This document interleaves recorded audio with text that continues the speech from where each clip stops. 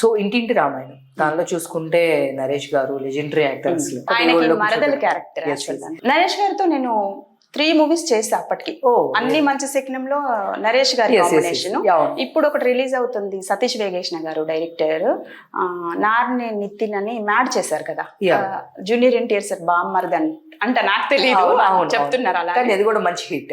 అందులో కూడా నరేష్ గారికి సిస్టర్ రోల్ చేశాను నేను, అందులో మంచి రోల్. సో దాని తర్వాత ఇది 3 ఒకే టైంలో జరిగాయి మాకు.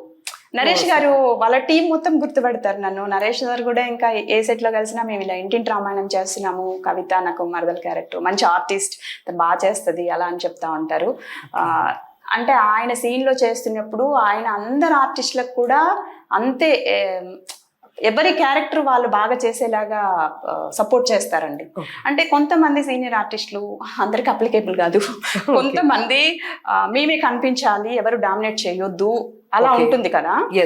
నరేష్ గారు అలా కాదు. పక్కన నేను చేస్తున్నప్పుడు కూడా అయ్యో పెద్ద స్టార్ ఆయన, ఒకప్పుడు హీరో అంటే కెమెరాలో ఆయన ఓవర్లాప్ చేస్తామేమో, ఇలా చేయొచ్చా చేయకూడదు అంటే లేదు నువ్వు చేసేయి, నువ్వేం చేస్తావో చేసేయి అలా చెప్తారనమాట.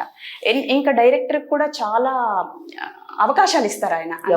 ఒక సీన్ చేసాం ఎన్ని టేకులు ఇంకా తీసేసుకో ఇది ఇలా ఉండదు. ఎన్ని టేక్స్ డైరెక్టర్ సాటిస్ఫై అయ్యే వరకు ఎన్ని టేక్స్ అయినా ఆయన చేస్తారు. అదే నేను చెప్పాను ఇక కొంతమందిలో మంచి నేర్చుకోవాలి, కొంతమందిలో నేను అది అమ్మ ఇంత సీనియర్ ఒకప్పుడు హీరో స్టార్ ఇంత అయి కూడా ఈయన ఇంత ఫ్లెక్సిబుల్ ఉంటారు డైరెక్టర్స్ దగ్గర అని నాకు చాలా రెస్పెక్ట్ సార్. అంటే 3 సినిమాలు చేశాను నేను. సో ఇప్పుడు రిలీజ్ కి ఎన్ని మూవీస్ ఉన్నాయి, ఏ కాంబినేషన్ అంటే నాకు గుర్తుండదు ఇన్ని మూవీస్ టకటక చెప్పాలంటే. బట్ ఇప్పుడు సోదర అని సంపూర్ణేష్ బాబు గారిది ఒకటి, సంజయ్ శివ్ సంపూర్ణేష్ వాళ్ళ కాంబినేషన్ లో సోదర అని మంచి సినిమా వస్తుంది, అందులో హీరోయిన్ కి మదర్ చేశాను.